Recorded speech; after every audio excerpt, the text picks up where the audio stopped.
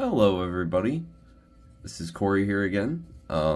First of the month with my deck profile series. These are, well, I guess two things. They're going to seem pretty similar to the previous upgraded starter deck series just because, to an extent, there aren't so many archetypes you can play in the game yet with only one set being released. So I was going to start this month off with Cane Pirates because they're very fun, but I might hold that one back just a little bit here. Just a second. I'm going to actually start the month off with Pleaguis. Now, Pleaguis, I don't know if I have it figured out yet. I've actually seen some like tournament play now of this game, and this seems to be the meta, but exactly how to build the deck, I'm not sure. What the ratios are, I'm not positive. It's up in the air, but let's just say Pleaguis is really strong. I think they're better than Pirates, but only a little bit. Anyway, start off with our 0-drops here. So we've got 3 Iron Scraps. Iron Scraps is just probably the best 0-drop for any any Plagueis deck technically, but right now Necro and Plagueis are synonymous. Yeah, Iron Scraps is really good. Enter, you burn 1. If that card was basically every card in the deck, draw a card. So very solid. Next up, Nightshade. Nightshade's a huge guy.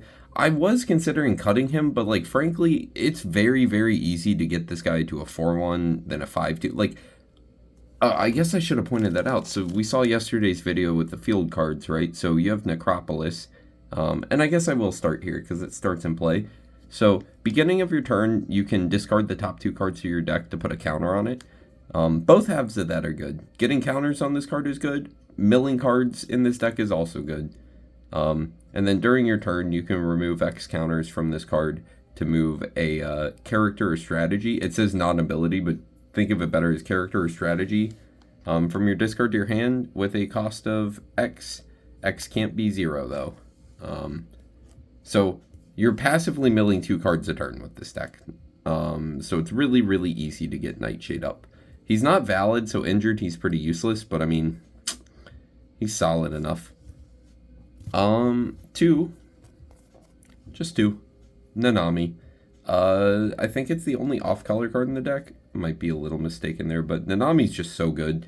Such a solid card for control decks. 1, just looking at your opponent's hand early in the game is huge. And then 2, ripping a card out of it's even better. So Nanami, I think, should be in almost every deck. But that's our 0-drops. I like to run a lean amount of 0 because this game has partial mulligans. So with a 50-card deck, you can see upwards of 12 cards before you've committed to your opening hand because you can partial all of your initial 6. So, like, you don't really need to run that many 0-drops. You're almost guaranteed to see one if you're running 8 of them and doing it that way. 1-drops, though. Actually, just a single guy. Playset of Bartholomew. Oh, I don't think I mentioned this, but... Or maybe I did in yesterday's video. Dang, I can't really remember. But non-unique. So nothing has unique unless otherwise stated. The transformation characters have unique, even though it doesn't state it. But we'll get there when we get there. None in this deck. Yeah, Bartholomew is just pretty solid. Makes you... energy. Gets you back energy from your discard pile. Good enough. Our only 1-drop.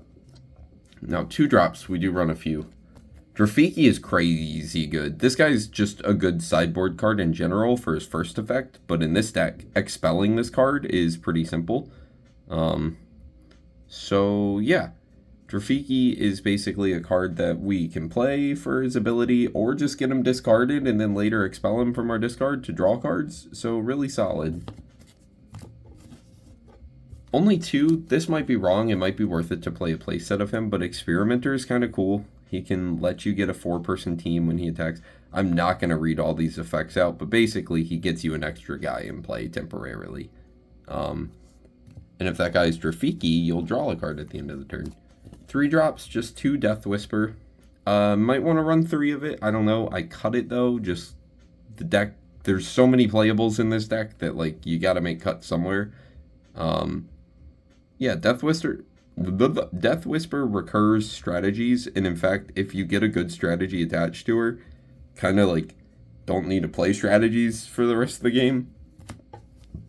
This one, I'm not convinced is that great. Lilith feels a little Win Mori. There's like Sharpshade, which you could play instead, who has significantly better stats. But admittedly, her effect is very strong if it goes off. Alright, now we're into the sauce. So, I run playsets, and that might be unnecessary. You probably just need 2. But, it's got 3, right? I'm just going to condense it here so it's a little easier. Belleros is like the part 1 of the best cards in the deck. So during your strategy phase, you can pay 2 black and basically reword the ability to put in play target Pleaguis character from your discard pile. That's what it says. Ignore its turn cost, ignore its hand cost, ignore any cost. Just you paid 2 black energy. Yeah, so we run a playset because in case he gets... Obviously, you're going to be self-milling with Necropolis, and then battle rewards are a thing. So that's why I'm running 3 of the really big guys up here. Like Mistrone. Mistrone is just yoked. Ooh. He's unaffected by the effects of your opponent's ability cards. He has great stats. And then during the ability phase, you can pay 2 black to just give a damage to any character. Yeah, run Mistrone. And mind you, nothing's unique in this game like I originally thought. So you can just have 2 of these in play, and then as long as you have 4 black energy, you just kill whoever you want every turn. Just go crazy. Final character card. Playset of this guy. Zoladar. Also insane. And the second half to Belleros. They both just put shit into play for free, and they're really, really good at doing it. During the ability phase, you can cleanse 2 character cards, which means exile 2 character cards from your graveyard, put in play target character from your expelled area. So I don't believe you can use one of the ones you just paid with because it says target, but you know, great. Super strong. And that's our character lineup. So they're really good. Now this is a me card. I don't see anybody playing this, but I think it's really good. Our first strategy card is Infectious Field. Playset of that. Every non-Plagueis character gets -1/1. So in your deck, that's just Nanami. But unless you're up against another Necro deck, this hurts them way more than it hurts you. Like, always. And you can play 2 of them out before they crack. So, like, yeah, Infectious Field to me was very, very good and very oppressive. It's also a good early game to stall and turn all these, like, outstanding victories and battle rewards into regulars. Alright, playset of Plagueis Mercy. Plagueis Mercy is just really solid. Draw 1, burn 5. You think it'd be weak, but nah, it's kind of what this deck wants to be doing. Alright. 2 Dashing Kinku. I was down on this card before, but it's really not that hard, especially with Necropolis, again, to just keep filling your graveyard. Like, by turn 2, when you can first play this, you probably have 6 or so cards in your grave. Search your deck for a Plagueis character that has a turn count equal to or less than the number of characters with different names in your discard. Not hard. Generally pretty easy. And the reason that I'm running that and Call of the Crows here is because Call of the Crows requires 3 cards in your hand. Itself, the hand cost, and a card to toss. So late game, it isn't always, like, amazing to have this card because you just might not be able to play it. But it is just a better version of Dashing Kinku, generally. Turn cost a little higher, and again, it requires a little more to get into play. This is a card that I haven't really been trying out, but I think it's good. Plagueis Obscurity. Select 5 cards with different names from your discard pile. Okay, so pick 5 cards in your discard pile with different names. Your opponent randomly chooses 1. If it's a Plagueis character and you meet its turn count, put it in play, otherwise move it to your hand. This is pretty good recursion in my opinion. Like, at worst, the 1 of 5 cards goes to your hand. But late game, if you just pick any 5 characters, like, you're getting a free play. Strategy just plays something from your discard pile for free. I think it's pretty good. And that's that on strategies. Now, ability cards. We run a playset of Micromon Shield. This is just a really, really nice defensive card. Like that a lot. This one's interesting, but it kind of justifies why we play Experimenter. Plagueis Reaper. So at the end of your turn, if this is in your discard pile, you can mill 2 and then move it to your hand. Pretty sick. Requirement, turn count 2 or more. So like, you know, most of the deck. Target 1 opposing character. Move the target to the opponent's hand, then exile the user. So Drafiki is our main one to use, but also whoever Experimenter brings into play temporarily, as long as their turn counts 2 or more, they can use this card too. This card's really good. I don't know how I slept on it before. This one's just a one of.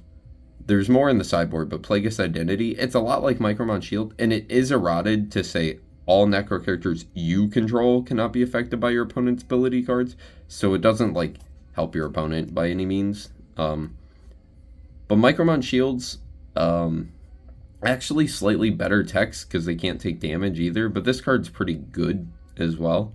So, you know, and there's some in the sideboard. You can play with the ratio. The last 2 cards in the deck, this card's cracked. Pleaguis Rapture. Turn count 5 or more plus Pleaguis, so there's 9 people in the deck. Targets an opposing character. Move the target to the user's team in any position at the end of the turn, exile it. Yep. That card has no downsides other than it's, you know, late game. But I also want to talk about our sideboard here. So, I think it got confirmed, or at least, I wouldn't say confirmed, but right now, the way they're playing in the community is 15 card sideboard. So, 15 card sideboard. So I got 2 Zavidi in here. He's pretty good if you want to control your opponent's energy a little bit, but he is like, I go back and forth between him and Bartholomew. They're really similar cards. I think Bartholomew's a little better, but this is in here. Sforamble. This dude's just really good, but he's off color, so I didn't put him in initially. But if you're dealing with a lot of annoying effect decks that are on Head Ninja, boom, put this guy in immediately. This dude's so good. Okay, Apollos. This guy could probably be in the main board, and that would just require me to switch around a few things. But he's in here to extend the deck's reach, and in the mirror match, you're going to want extension.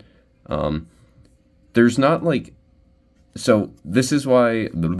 I guess it's a little spoiler, but the other 2 Pleaguis Identity, I already said were in the sideboard, right? And they're in here because if you want to put the Apolloses in, remove some Micromon Shields for these, because they're very similar, except these say Pleaguis in the name, so they'll trigger him now. But I'm not mainboarding Apollos because he's just slightly awkward in the main board. Okay, so our strategies, and we just run play sets of both of these. First Aid, really good against Mill. Probably okay to put a couple in the mirror match too, just to get away from a surprise mutual mill out. Like, aha, just kidding. This card just instantly beats dragons, so I just put 3 of it in here because why not? There's those identities. And then the last Rapture. Probably never want to put this in, so you could switch this slot. But, you know, 15 card sideboard, I genuinely was kind of struggling to find, like, a few cards. Maybe another Nanami, but I don't see a situation where I'd ever really want to mainboard 3 of her. Or just play 3 of her in the deck in general. But, yeah. That's the Pleaguis deck. And, it's really good. Again, there's a lot of things you can switch up. There's some cards, like, Pleaguis has a ton of options in this set. Yeah. Fun deck. I'll see you guys in a week.